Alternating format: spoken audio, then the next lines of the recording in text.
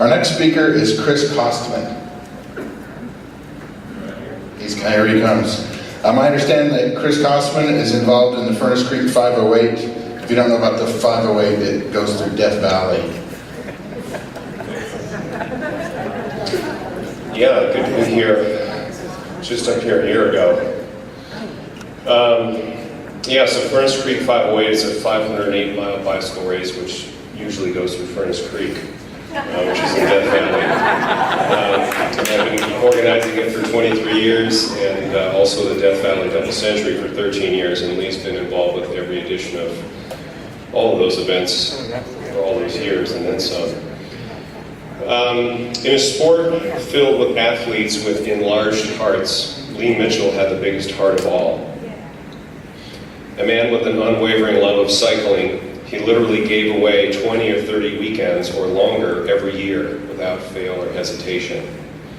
Driving the world-famous, seemingly ever-present, music-blaring and smile-inducing red bike van, Lee has been a fixture for decades at every Furnace Creek 508, every race across America, and scores of centuries, double centuries, brevets, and other cycling events across the state, and in particular, those here in the Davis area.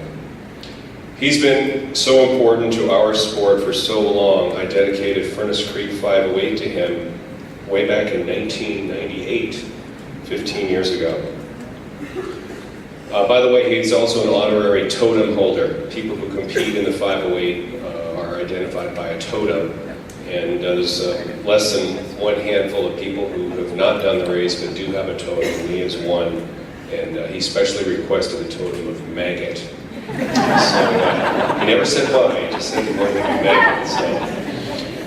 maggot. Carrying an amazingly wide assortment of bike parts, equipment, and necessities, Lee rescued hundreds, probably thousands of cyclists on the side of the road every year. Whether they need a tire, a wheel, an energy gel, a Band-Aid, a tampon, a pat on the back, or all of the above, Lee always did whatever he could and seemed to have anything that anyone could ever require. At one event I organized, a rider broke his handlebars, and he was sure that his ride was done. But then Lee showed up a few minutes later and saved the day. He had a spare set of handlebars. He did the same thing for riders who forgot to bring their shoes, their pedals, their helmets, and other things to events. These riders would usually figure this out about 5 o'clock in the morning, come up to me at the start line of one of the events, freaking out, and I'd say, "See that guy over there with the white beard and the red van? Go talk to him." And every time they got on the road because Lee always had whatever anybody needed.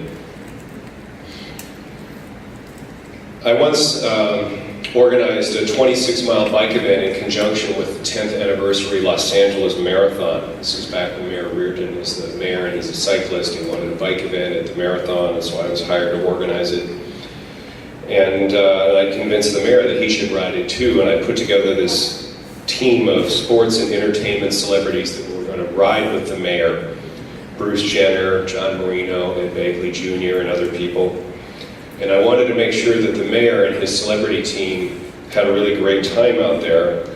And so I called up Lee and said, Lee, would you come down here and drive SAG for 26 miles, 400 miles away from where you live, and be the only car allowed on a course with 13,000 cyclists? And he said, you betcha. And he drove 800 miles round trip to SAG for 26 miles. And that's Lee for you. Crewing for ultra cyclists at Furnace Creek 508 and at RAM was Lee's particular specialty and love, with more than 50 of those events under his belt. I think it would take less than one hand to count the number of his riders who DNF'd, which stands for did not finish. His heart, his wisdom, and his motorized toolbox could keep just about anybody on the road. As you've heard previously, riders booked him several years in advance. His dance card was never empty. Although we think of all the support Lee did for all these events, he's also a fellow cyclist. He rode his first Davis double century back in 1975. He rode across America in just 14 days in the very first pack tour.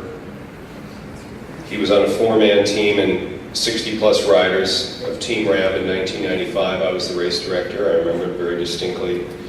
And he came back with a 70-plus team in 04. And even when he was racing, he kept that beard on.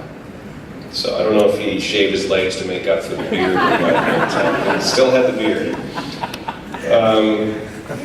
Now, speaking as an event promoter, one of the things I want to mention is the whole money for gas and food thing. We traditionally reimburse everybody who comes to our events, for their expenses. But when it came to Lee, forget it.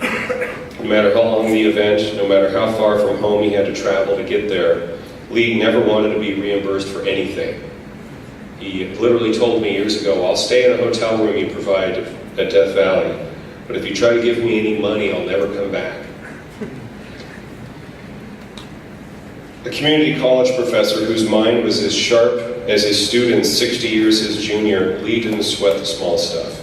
Life was an adventure and cycling a pursuit more noble than anything. Lee's spirit will live on at Furnace Creek 508 and countless other events. Likewise, his name will live on specifically at the 508 in particular, because this year, our race is next weekend. We're going to announce and launch the Lee Mitchell 508 Support Crew Hall of Fame. And Lee will be the first inductee.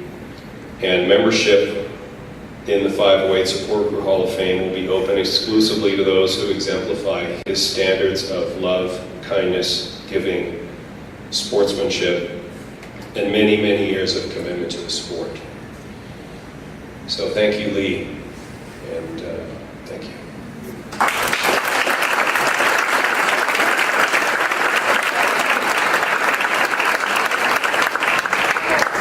Thank you, Chris Kostman.